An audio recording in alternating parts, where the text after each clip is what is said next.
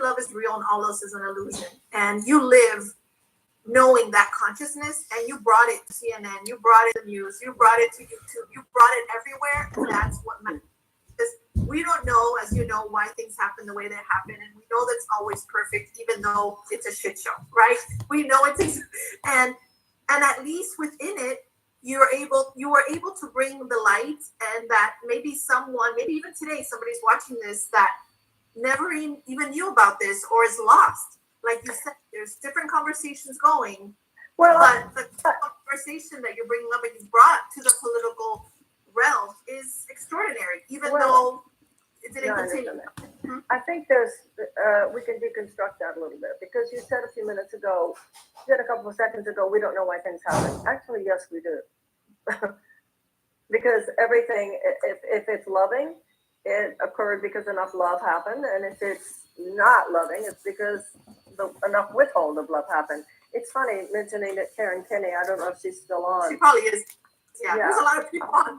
Yeah. So when I was in New Hampshire, the Course in Miracles talks about the power of people joining, two people join together. And the way she used to go around to some of my events and would speak the word, speak the word for me and with me. And that's exactly what I mean. Things happen when enough people will stand for love. You can't just observe it. When you see it, you have to help the person who's trying to do it. So when you say we don't know why things, yes, we do know why things went the way they were. Because the voices of hate. Now, for instance, you said what you said on CNN. No, I didn't. This time, last time when I ran, CNN gave me a CNN town hall. I was on regularly. I was on MSNBC. This time, there was a complete blacklisting. So it's important that we realize, yes, we do know why things went the way they went. It's important that spiritual thinking isn't fuzzy thinking. We know exactly what is going on. And I think that we, as we are willing in our own lives, to whatever extent is shown us, stand for love. As I say, Karen stood for me, stand for one another. Really, I feel that I think sometimes the spiritual community, Maria, I think we're going through a maturation process. I don't, for all kinds of reasons, I feel that the spiritual higher consciousness community over the last few years allowed ourselves to be a little infantilized. And this is not a moment on the planet when we can afford for women to act like girls or for men to act like boys. We have to be very mature in our spirituality right now. We have to, if anything, I think what would be so beautiful about this conversation you and I were having is if each of us, you, me, but everybody listening, came to a place in our hearts where, having heard this conversation, we all leave here saying, I'm going to step it up a notch. Whatever that means. And every person listening knows what that means. For some of us, it's forgive a certain so-and-so. Because you can either have a grievance or a miracle, you can't have both. For another person, it might be clean up your room, call your mother. It might be things that other people couldn't possibly imagine, but represent saying, okay, I'm enough with the kind of, it's not spiritual laziness, maybe it's spiritual procrastination, but it's lack of conviction.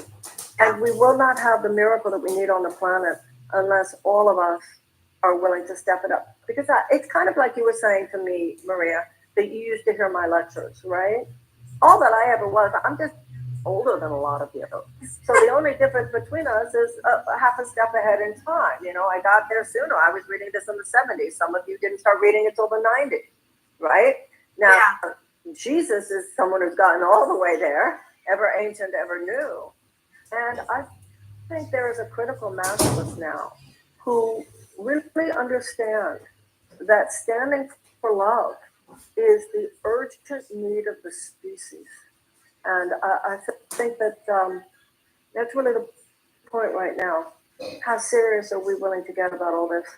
And just looking at your comments, people are ready. There's a readiness now, and that's what I hope that we are encouraging in the people who are here. beautiful, Marianne. That touches my heart, and it touches me because it relates to my journey with the course. And when I found the course in the 90s, I found it with your book, and then it wouldn't be 5 years later until I would get into a study group in Miami, a small study group. And I started studying it. It's been over 20 years now, and it's been up and down. As some people say, sometimes you want to throw it out the window, sometimes you want to burn it. You go through all these phases with it. But I have to say, one of the things that changed my life, and I know that you can speak to this, exactly what you're talking about, is being very uncompromising with it and making no more exceptions to it.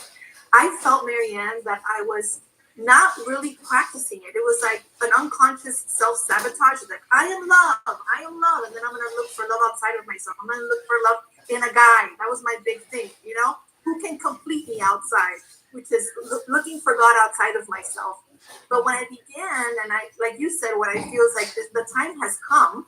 I felt like the time has come for that embodiment of what the course is teaching, taking responsibility, non-victimization, looking through the lens of love, taking responsibility, all these things. Non-judgment is key, not judging it. My husband's the perfect person for me to practice this with consistently. And every time I let go of the judgment, I release myself, I release him, I release my young 6-year-old. And what is that shifting? And I feel that you hit it on the ballpark there when you said, that's it. And I feel the same way. I feel that it's time to rev up our spiritual practice. You always say that you need to have that practice in your mind. It's like going to the gym. So the living the mystic Christ, Marianne, how does that look in our daily lives in an uncompromising nature to take us to that level so that we can rise above this cuckoo-ness, this caca-ness that's in the world? Well, it looks like what you were just saying about your husband. What I think sometimes we think we're looking for God. God's right here in this moment. I mean, there's no past or future in the realm of the quantum realm of the real. God is in the person in front of you. And it looks like realizing if God is in the person in front of me or the person I'm thinking of, am I in a namaste position towards them? Am I acknowledging the divinity in them? Or am I withholding love in every single moment?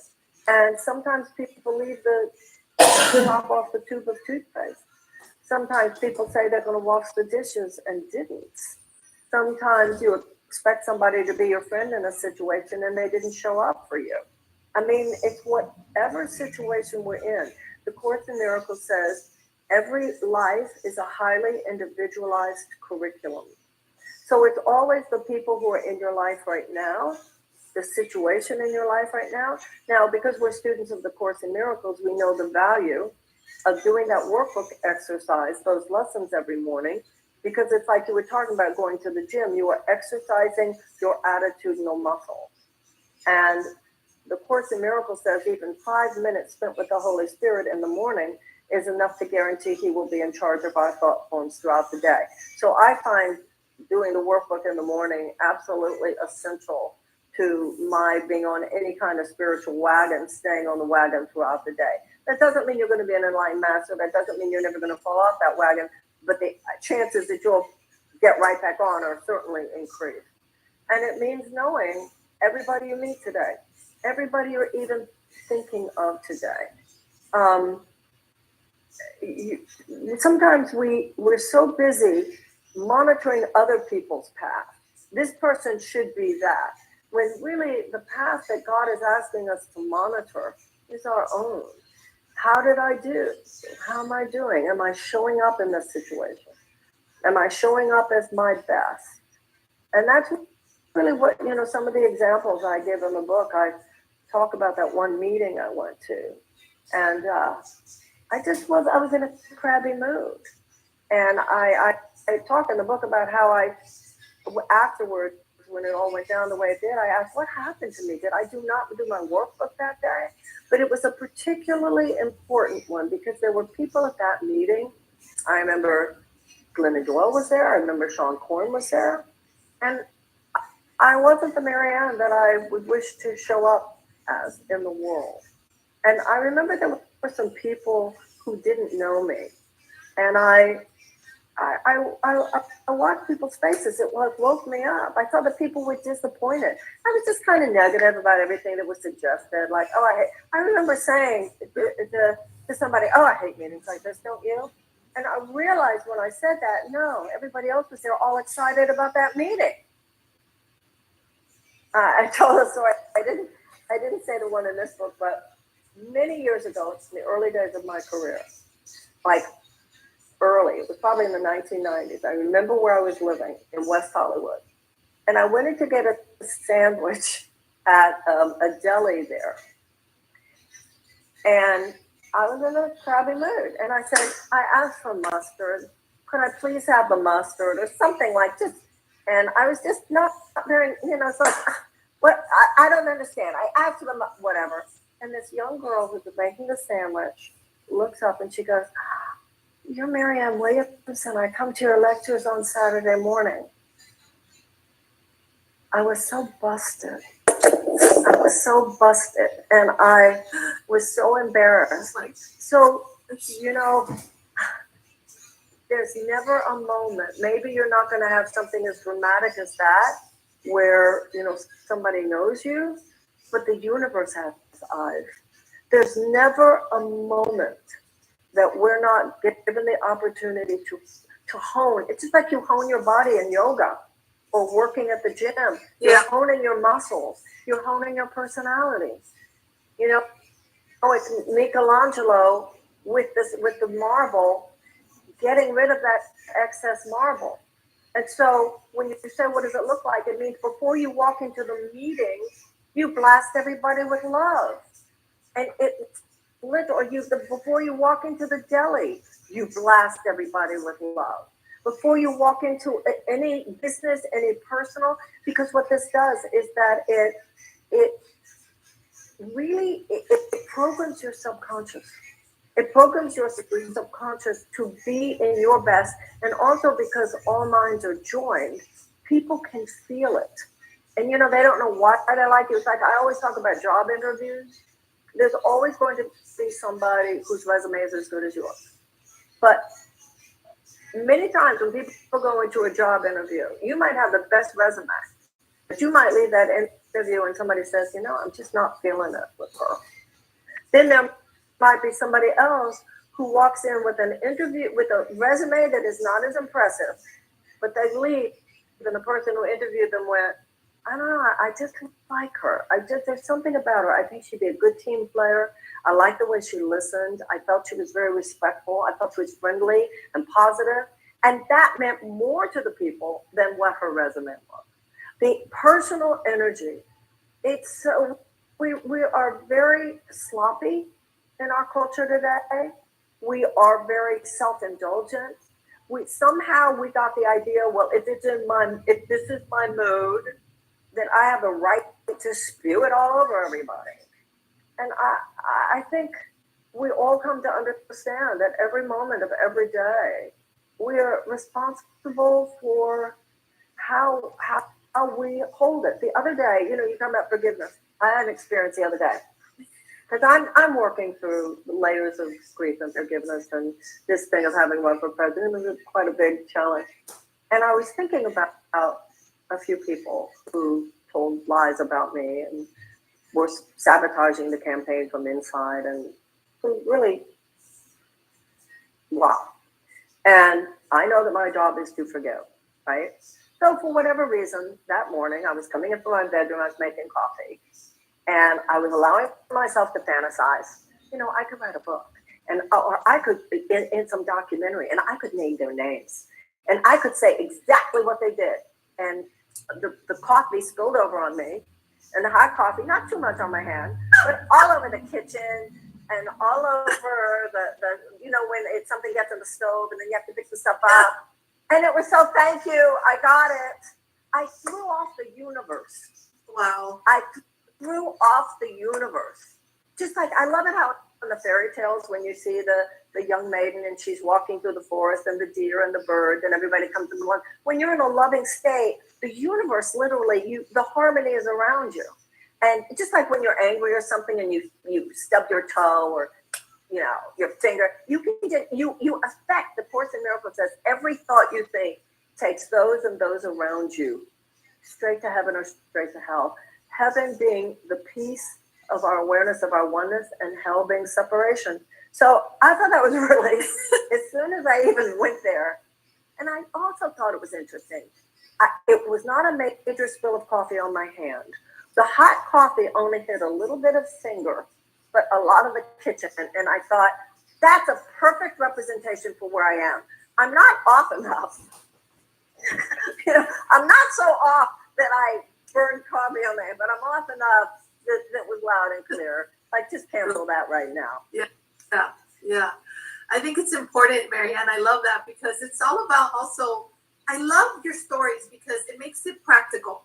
And you share your life and what happens, and then how you choose love again. And it doesn't mean that you don't fall. It doesn't mean that you don't forget. It doesn't mean that, that you have to be perfect. I love this, again, how it really helps people to be themselves, to be authentic, that it's okay that you're going to have these cuckoo thoughts. I call them cuckoo thoughts, Marianne. I call them caca thoughts, the caca thoughts, which are the ego thoughts. Caca is poop in Spanish, but, those ego thoughts is really being witness to them and choosing again, which is what you did. You saw it all happen, and then you said, wait a second. Just having that thought. It was just a thought. It was just a thought, but it was a loveless thought. And so the coffee went crazy on me. I was going to say something else because, somebody in your thread was talking about how practical it is. The Course in Miracles says more than once, this is a practical course. By the way, I love how the fairy tales are such metaphysical stories. Yeah, I agree. And in Cinderella, her stepmother, that's what the ego is. It's your stepmother. It's saying you're of me, but she's not really of you. You're not really of her, right? She's not your mother. Your divinity is your mother, not these worldly sources. But I love the fact that she has these daughters who are telling Cinderella, you're bad, you're bad. That's that caca, the voices in your head. You're not good enough. You're not good enough. You're not pretty enough. You're not old enough. You're not young enough. You're not wise enough. You don't have credit. Those are those voices of the wicked stepmother's daughter, ugly daughters, or those thoughts in our head. And Cinderella is the innocent within us. Because I love to make it, light. And sometimes, the Course in Miracles, it's too intellectual, or people take it too literal. And I feel that we can lighten it up a bit. And I think that you do that too. Remember that Savan, when you would speak, you would make it light and bring it from the head to the heart. Because people can take it very literal, what it is saying. And there's so much more because Jesus uses so many metaphors. So I think that that's very helpful. Where are we not supposed to take it literally? Well, I'm saying when in the Course we take it literally, like this, this is not a world, so I'm not going to do anything. Oh, I see. Yeah, no, I understand that for sure. The Course in Miracles says, "Do not foster level confusion." Right, because the Holy Spirit. Not a world, so I'm not gonna. Let me not. Right, you're right. That is an incorrect reading of the Course, because the Course says that the Holy Spirit enters into the world with you, it doesn't mean the world isn't real. Therefore, I don't owe you to pay my bills. Because it's not real anyway. That's not the Course. But sometimes people take it very literal, or this is not real, and it's not real, but it appears very real, so it's not helpful. It's helpful. It's not real. Yeah, the Course in Miracles says that the illusions are appear as real as is the truth, and we're not here. It's the difference between to ignore something and to transcend something. Many people, what you're saying is that they like to bypass. Somebody else mentioned spiritual bypassing. You can't bypass the crucifixion and go right to the resurrection. That's not transcendence, that's denial. And the reason that's also important is because you said keep it light. I always say do not take yourself seriously, because life is so serious. I think there's a way in the spiritual community that we actually are too light. Now, there's one kind of light that the Course in Miracles defines as understanding, but one of the things that I feel has been actually was a blessing in my life. Very soon after I started working with the Course in Miracles, the AIDS crisis burst onto the scene. So from very early in my career, I was very active and really surrounded by the ravages of the AIDS crisis. And so for me, from the very beginning of my career as a speaker, et cetera, I was surrounded by genuine life and death situations and deep human suffering. I find a lot of people who are in this sort of higher consciousness gang these days, maybe we're not as attentive as we might be to some of the genuine suffering going on around us. It can become a kind of privileged kid's game. But the issue is, the Course in Miracles says, look at the crucifixion, but do not dwell on it. If you look too much at the suffering of the world, then you start spiraling down into nihilism and cynicism and depression and so forth. Look at it, but do not dwell on it, the Course says. Look at it just enough to be reminded that you're here on this earth to help heal the Son of God so that all this suffering will no longer happen. The Course in Miracles says the purpose of your life is to be happy, which is very Buddhist in feel, that we're here to be happy. But it has to be genuine happiness and not happiness based on denial of things that must be tended to in order to heal the world. Yeah. I feel that happiness is, for me, Marianne, is when I practice that forgiveness, when I'm not judging, when I'm choosing not to be in victim mode, when I'm choosing responsibility, I come into the happiness. Now to conclude, Marianne, I know we're almost at the top of it. That's not just for you, that's for anyone, because that's how the mind works. You can't be happy. The Course in Miracles says forgiveness is the key to happiness. That's why the Course says, do you prefer to be right or do you prefer to be happy? You can have a grievance or have a miracle. You can hold on to that thought, but you're going to spill your coffee every time you do. You can hold on to that thought, but you don't think you can do that and be happy. It's funny because I actually wrote a book called Live Your Happy, based on the Course, and I mentioned it in the book, so I'll send it to you. And I mentioned I'd love to see it. I'd love to see it. When did it come out? It came out in 2017. Well, congratulations, Marianne. That's really beautiful. Actually, D. Patrick Miller helped me write it and publish it. It got published through New World Library.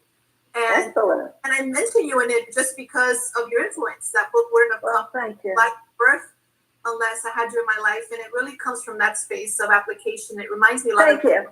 Yeah. Thank you. Oh, that's lovely. So in ending this conversation, Marianne, which has been lovely, and I just want to remind everyone, if you felt that this conversation helped you or just gave you some insights, please share it. Here on Instagram, it's so easy to share these interviews, so feel free to share it.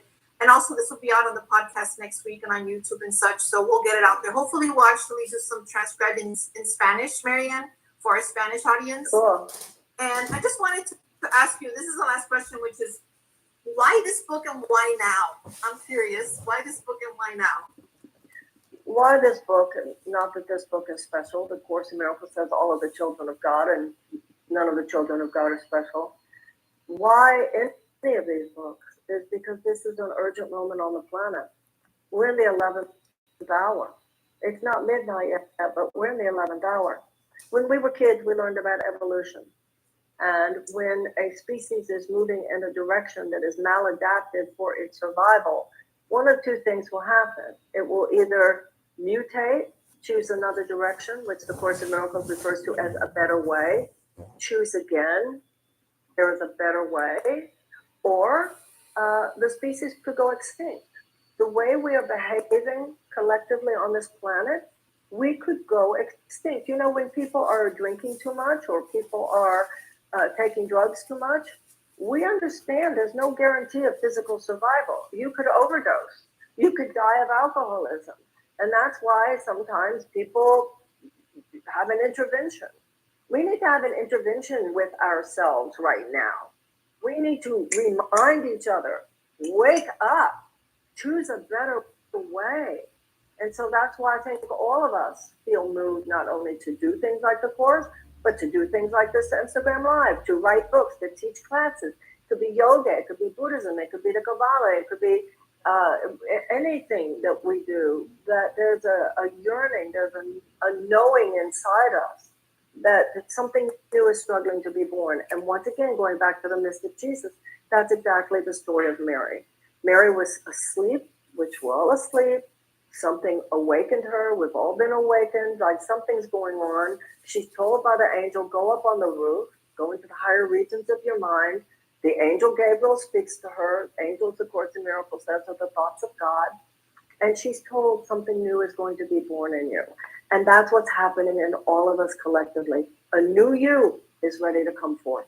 If you open your heart, God is going to enter, and there's going to be a new you. And birth is messy, and birth is difficult sometimes, but a new you is ready to be born. And this is, nothing could be more holy.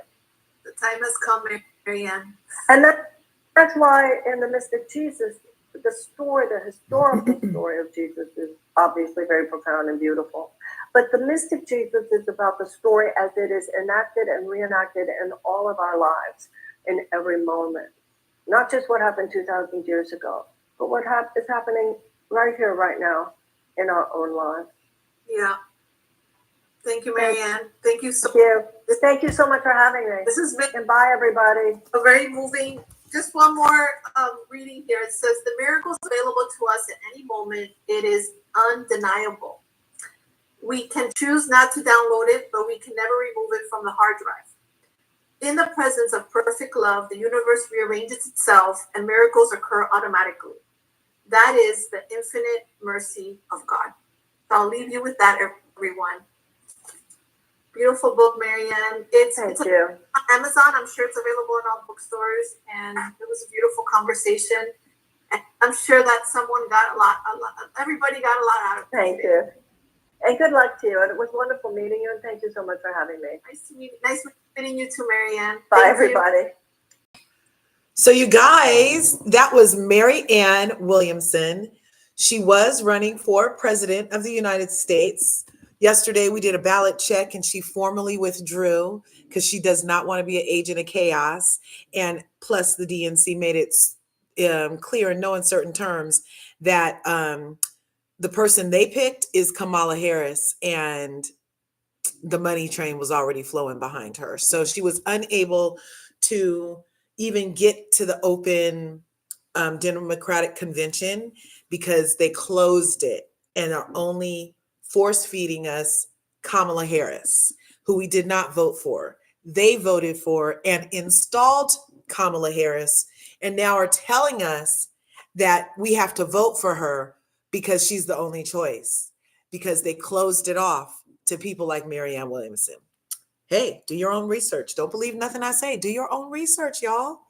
Now, my concern with this entire process is just the mere fact that so many people are perfectly fine with having their candidate cherry-picked, hand-selected, and served to us instead of the democratic process of us going and voting for the person that we want to represent the ideals of how to move this country forward and out of this freaking Groundhog Day of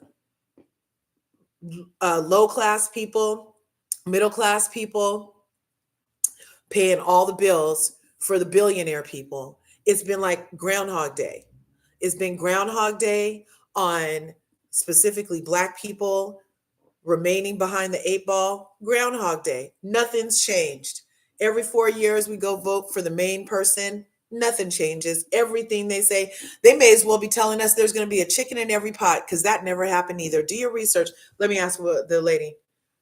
What presidential candidate said a chicken in every pot? For example, Herbert Hoover's campaign used the slogan "A chicken in every pot" during the 1928 United States presidential election, appealing to a middle-class sense of affluence in the post-World War I years. This is from Wikipedia. So, since 1928, they've been promising stuff and not delivering. Since before that, since 1865, they had said that we were supposed to get 40 acres and a mule. Never happened. Every treaty America has engaged in, they have broken, except for with IsFake. That's the only ones that they're keeping going is the ones they have with IsFake. And anything that takes an American taxpaying dollar that'll make an American's life better, anything that'll take that taxpaying dollar outside of America and make a foreign interest better is what seems to be happening. I beg you guys, please consider what it would look like if you removed your voting power from these people that have been lying to us, to our faces, playing in our faces since they started this shit. Okay? The only way to change it is to stop existing within it. And when you vote the way that they are making you vote, this is a made under duress vote. That's the other thing I'm saying too. Having Kamala Harris is the only person on our ticket is a forced duress situation. I'm under duress by all the other Black people in the world who just want me to vote according to color and not policy when I'm from the Bay Area. And so I know that her policy is very harmful. When she does finally have a policy, it's harmful to Black people when she finally has a policy. But if you go on her thing right now, Kamala doesn't even have a policy. Only thing she wants from us is to get money and to shut up when she's getting called genocide Kamala, because she keeps on sending money to freaking is fake also. And then she had the nerve to get up there and say she wanted to stop taxes on the tips. She's the one that vetoed the thing that made taxes on tips possible, you guys. Flip-floppy will literally say anything to get you to make your panties drop, will literally say anything to get to the position she wants. And I, for one, I'm not getting talked out of my panties no more. I'm not. I reclaim my mind and I reclaim my time. And I'm doing my due diligence, looking for policies that are going to match what I see as a future for this world. And I am not willing to either compromise right now. The compromise between two evils, we're still going to end up with evil. My compromise is that I'll vote for somebody, but it's not going to be for ass cheek Republican or ass cheek Democrat. It's not being for those two. The Democrat ass is under duress, force-fed, hand-selected, not elected. Okay? And ass cheek Republican, everybody knows 45 is cuckoo for Cocoa Puffs. I'm not voting for his ass either. So, and that's the other thing. People say, oh, well, if you don't vote for Kamala, you're voting for Trump. Don't be daft. Don't be intellectually dishonest. And don't try to coerce me with fallacies into believing that if I do my diligence of voting, but it's not for the person you want me to vote for, then I'm by essence voting for the other person. That's not true. And technically, a wasted vote is any vote that didn't go towards the winning candidate. So whoever doesn't win, everybody else technically wasted a vote.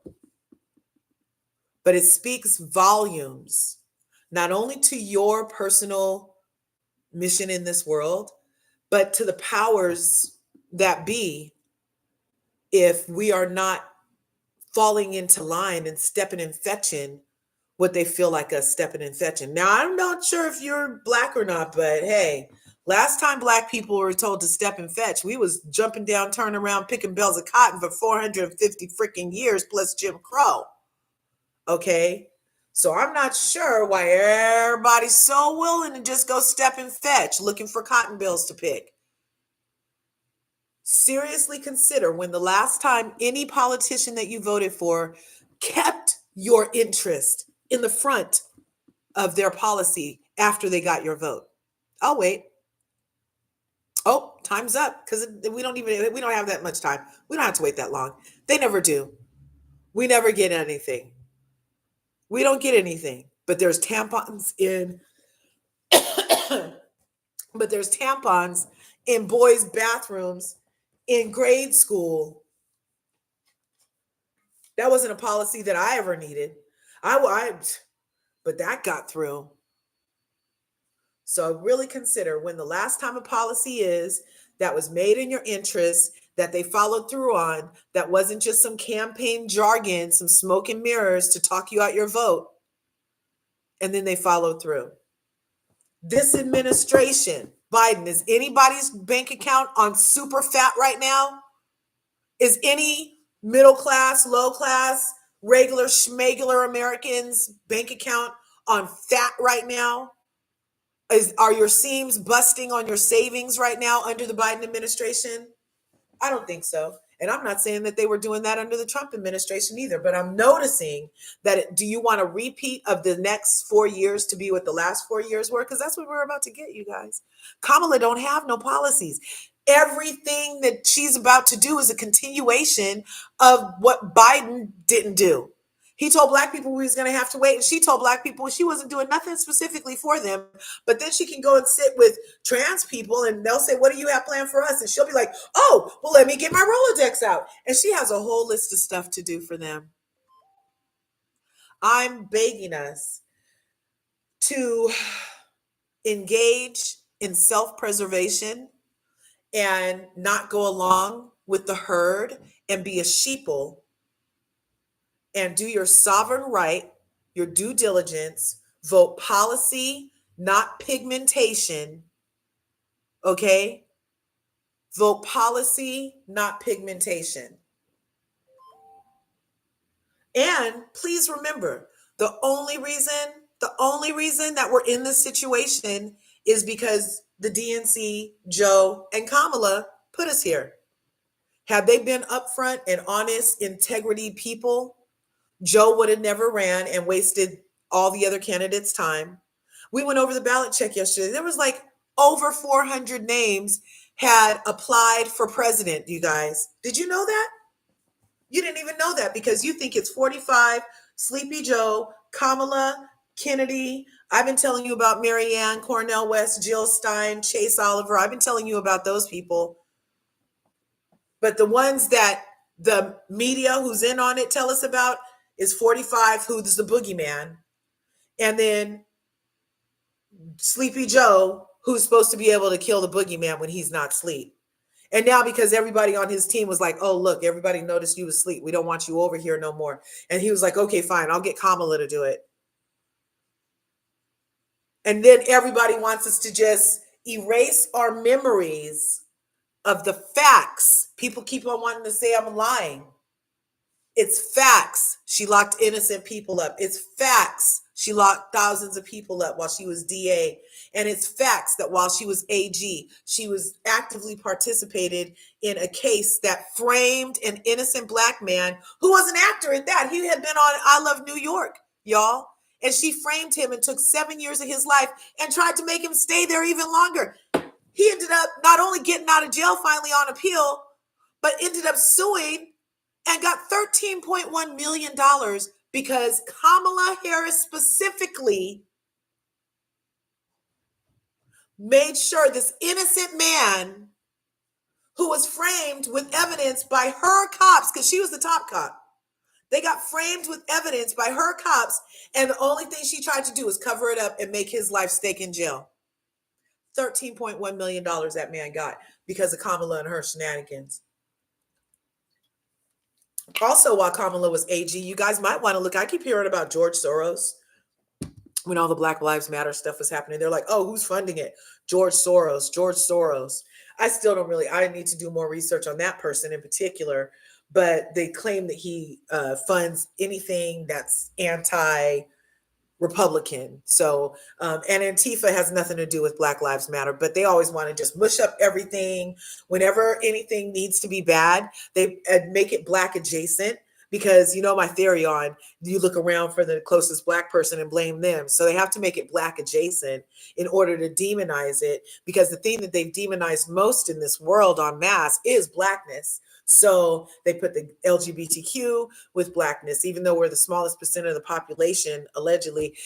They make us the face of something that there is far more white people practicing in homosexuality and stuff than Black people, just by the sheer number of masses comparatively. You see what I'm saying? So for us to all of a sudden be the poster child, it's only to demonize it and weaponize it. Do you get what I'm saying?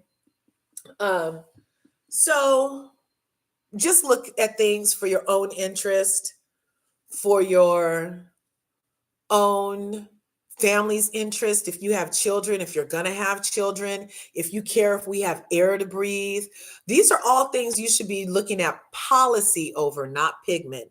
Don't get caught up in Chuck Taylors and pearls and the Divine Nine and a lady who can't even dance. Kamala Harris and the Australian breakdancer have a lot of non-rhythm in common. Did you notice that? Talking about pandering stuff, washing collard greens and in bathtubs. You don't feel as insulted that she feels like that's a way of connecting to you. That's just like 45 selling tennis shoes to connect with us and thinking that because he has a case pending, he's going to win more votes from the melanated masses. You don't feel like they're playing in your face at all? Like, anyway, what we just happened to hear was Marianne Williamson, and she was talking to on Instagram this profile called A Course in Miracles. I'm super familiar with Marianne Williamson. She's the author of A Course in Miracles. Great thing. I might have to host this one through my channel here. We could have, everybody could get a copy of A Course in Miracles, and then there's some book activities that you can do, and you basically helps you create the life that you want. And create the kind of person that you want to be. It's a really fun workshop to do. It's months long though. Like it's a commitment. So I would have to like get that on my schedule for us, but I would love to host that for us. But she did this Course in Miracles, and because of the Course in Miracles, when other people finish it, they're so inspired that they do Course in Miracles adjacent type things. So she was just on there speaking to this woman, and she also has a new book out called The Mystic Jesus, I believe. And yeah, so let's see. Satra D, thanks for coming through. Steven, oh my gosh, it's been a while. I love you. Thanks for coming through. She's not an option anymore. Yeah, we should have voted for her the first time we had a chance. We should have. But they had us, I mean, I knew about her, so they didn't have me thinking nothing. But like even the ladies on The View were treating her very they were treating her like she's a wackadoodle and being really rude to her and minimizing her and stuff like that. I did not like that. But let's see. Hey, Chanel, how you feeling, darling? How you feeling? I texted you back this morning. Who's most likely getting your vote? Not 45 and not Kamala. Leave that lady down. Leave the non-dancer. Did you guys hear? I should hurry up and come back and do that. But did you guys hear it? That was a whole social experiment. And she was basically mocking us. She did her paper, her thesis or whatever was on basically how she could infiltrate the culture and then have hierarchy in it because of her whiteness. Did you guys know that? And everybody else on the team is like, how did she even get here? We've never seen her before. And now they want us to just shut up because it'll hurt her feelings. Bitch, you hurt my feelings. It's the first time that breakdancing, what I grew up on, Beat Street, the king of the beat. I see you walking that beat from across the street. Beat Street has a lesson too because you can't let the street beat you. The first time since Colors. That's been since the 84, bitch. And we finally get to the Olympics in 2024, and you make such a mockery out of it, Ray Gun, that now they don't even want to have it back again because there's so much confusion as to how somebody so mediocre at best, and that's not even the best because she was whack. It wasn't even mediocrity. It looked like her body was having a Tourette's episode of freaking seizures. Mocking Black culture, mocking excellence that is definitely derived from African culture specifically, and got up there and unrhythmed it away. The people in the audience, they look confused. They weren't sure if it was a joke or what. But how did she even get to that stage is the question. Anyway, yeah, I love you guys. Leave that lady dancing out of this. That's too I can't get her out of my mind. I'm really like pressed a little bit on how she was able to finagle her way into such a beautiful sport with zero talent. Zero. And no rhythm. Talking about she had musicality. Culture vultures everywhere, y'all. Anyway, at least she didn't get a medal for it. Oh, and allegedly the coach was her husband, and he has less rhythm than her. He was sitting around pumping her head up, talking about, oh, you look great, watch this, use this move. And both their moves sucked. Just my opinion, allegedly. No, it's not alleged. It's a valid opinion. It was an observation. They sucked. Sucked. I'm behind a bit. Yeah, I didn't know they traded Marianne Williamson because they were too whatever to admit that she says makes sense. Exactly. That's what I'm saying. Like, she literally made sense, and they just want to act like she's reaching for unicorn butterflies or something. And they would say things to make her to associate drug use in the 60s with her airy fairy ideals. And it was a real disservice from women towards a woman specifically. But for them to have helped America not be able to hear fantastic policies. She was almost like Elizabeth Warren. Remember, Elizabeth Warren had like 60 points for America? She was like that, but not as annoying. And she had an economic bill of rights. She had a thing for reparations. She had a thing for schools. She had a thing for healthcare. She had a thing for retirement. She had a thing for poor people, because the only thing Kamala keeps talking about is middle class, middle class. I know a lot of poor people, unfortunately, and it's not their fault. They're poor because the way that it is right now with the Biden administration, specifically. Did you see they just earmarked another $10 billion to go to Is Fake this morning? $10 billion. And the gas in my neighborhood is still 5 something a gallon. The milk at my store is still 6 something a fucking gallon. And they just earmarked another $10 billion to go to a foreign government so that they can go bomb the shit out of the motherland. But we're supposed to just vote for her and shut up when she's talking. You guys should be concerned.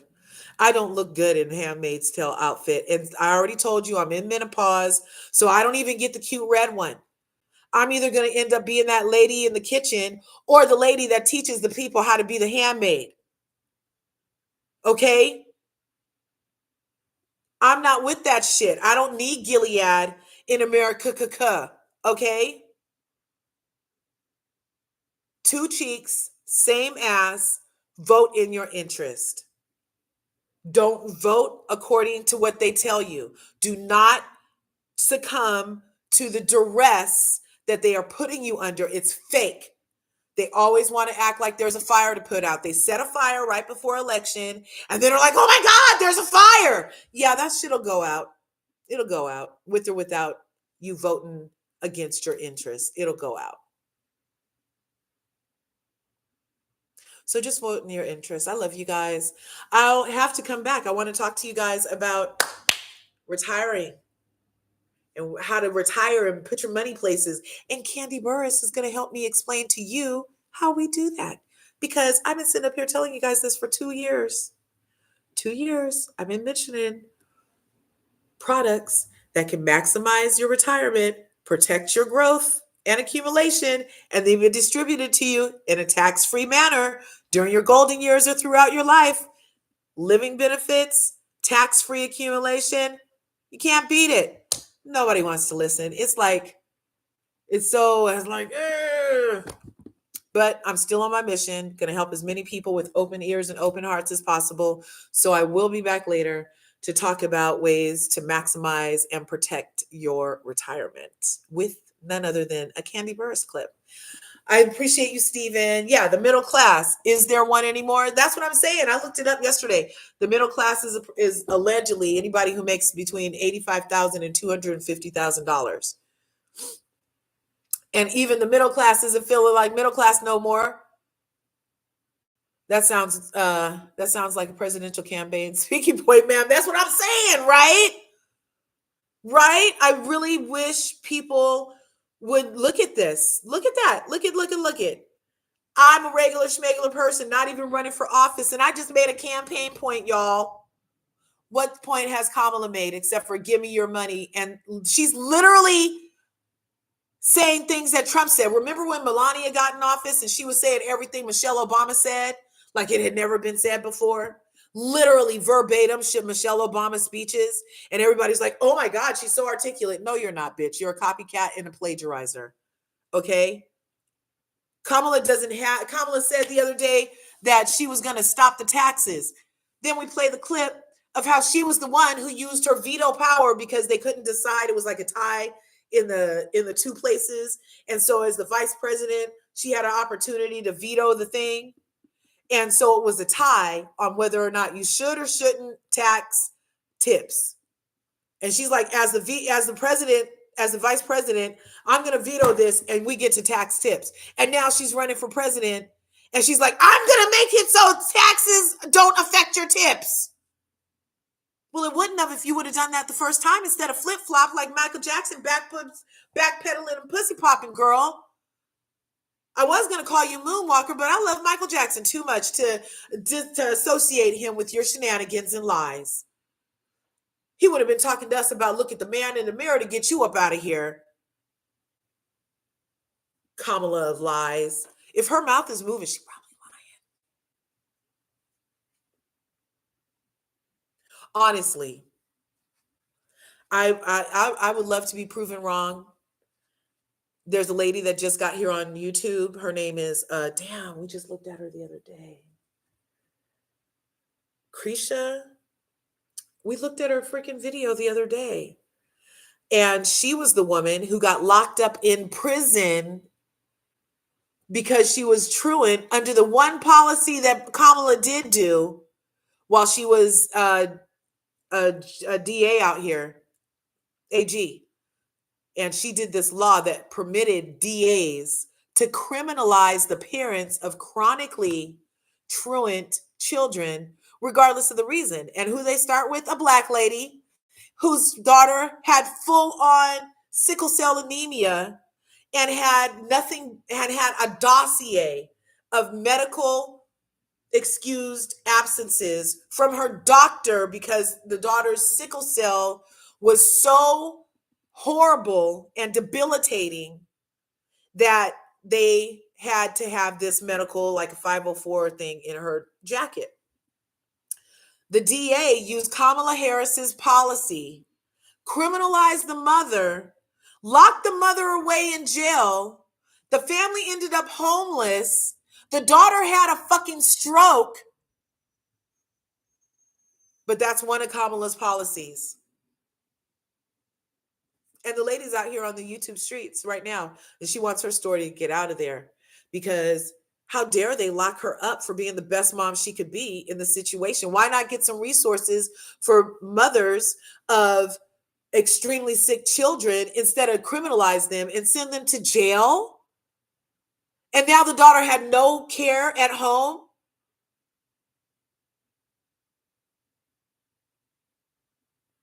Yeah. Dina the Explorer, yes, A Return to Love is one of my favorite books. I have my signed copy. I never got paid by Marianne to endorse her so heavily for this presidential campaign. I love her ever since A Return to Love in 1994. Got my signed copy at Michael Beckwith's church. You know, the guy who did Michael Beckwith, he's like, does agape. He was in The Secret and all that stuff. Yeah. So she was at his church. And we got the copy of the book from their bookstore. And then we stood in a little line outside the church in Santa Monica. And we had her sign it. We had a nice little conversation. And then I saw her again last in 2020 when she was running for president. She stopped off at East Bay Church of Religious Science and got to see her there. I love her. I love her vibe. She's very consistent in her overall vibe. And she doesn't flip-flop. She doesn't backpedal. She doesn't say something in your face today because she needs you and then change her mind tomorrow and work against your interests. She's never done anything like that, but they wouldn't even let us hear from her. Yes. You've been to Agape? I love Agape. Okay, so quick story. So my mom is also a Reverend of spiritual science of I forget the name of it. Ernest Holmes. Anyway, so when she was a practitioner, she started off being a practitioner here in Oakland, and then we were in Santa Monica when Michael Beckwith, before he had the Agape Super Center, and me and my mom would make chicken wings for the after service meal. And because, if you serve free food at churches, then you start getting members if they don't know who you are, right? So he literally used to have the Agape Spiritual Center in the bottom of a hotel in Santa Monica, and we would meet there every Sunday. And me and my mom, she would make these chicken wings that just, you looked at them and the meat would melt off the bone. And of course, they were baked, not fried, because we did Nouveau Soul kind of stuff, very conscious of the pressures and the calories and the sugars and stuff. And yeah, so my mom and Michael Beckwith worked very closely together. And that's how my mom started her journey in religious science. And she eventually ended up with her own following. And so Mama Curves is a full-on religious sciencer. And I tell her all the time, you need to have a channel and just talk about what you used to talk about at church, woman, because she doesn't get to her church anymore. But I think that would be a great thing for my mom to just do with her time. And she has so much awesome knowledge to share with the people. So yeah, people show up for free food. They do. And they used to show up for these chicken wings. You guys know who Eldridge Cleaver is? He was the Black Panther.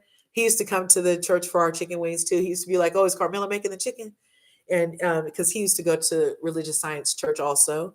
So those are just some things about getting to know me, getting to know all about me. Okay. Yes. Right on. Yeah, just a little name dropping, just a little something about my past life. I know a couple people.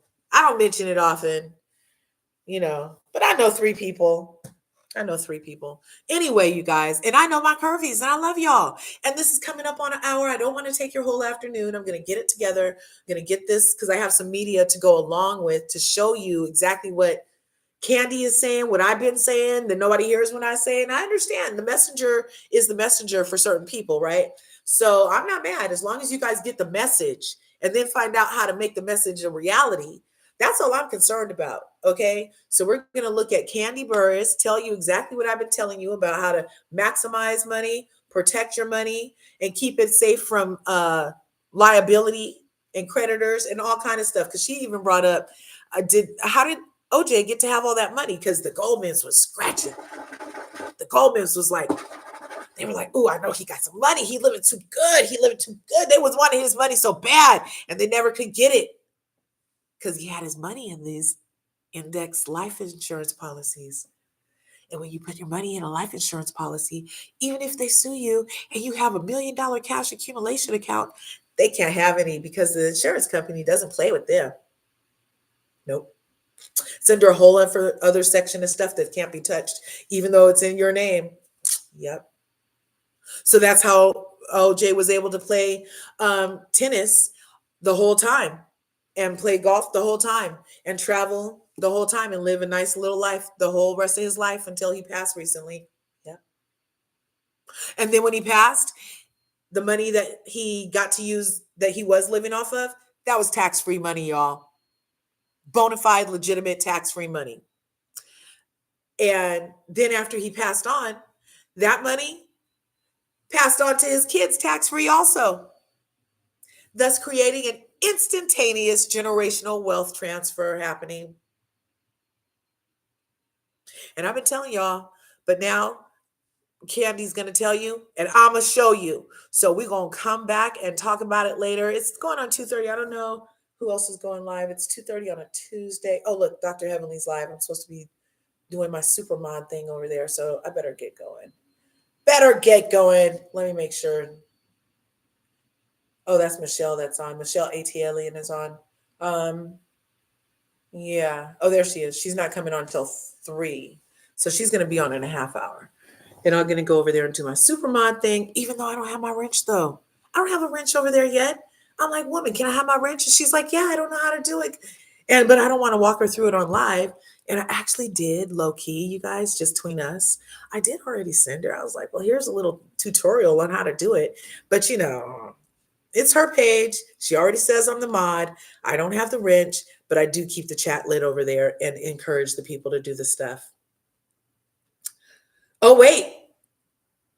Teresa has an exit statement from Real Housewives of New Jersey for ruining the show. Her and her ding weird red lobster husband. No, OJ was not broke. He was broke that they couldn't get his money, but he was not broke. They want you to play him like he's broke, but he was not broke, y'all. He was living his best tax-free accumulated life. Anyway, y'all, I love you. See you in the next video. And remember, there's enough to go around, so go get some.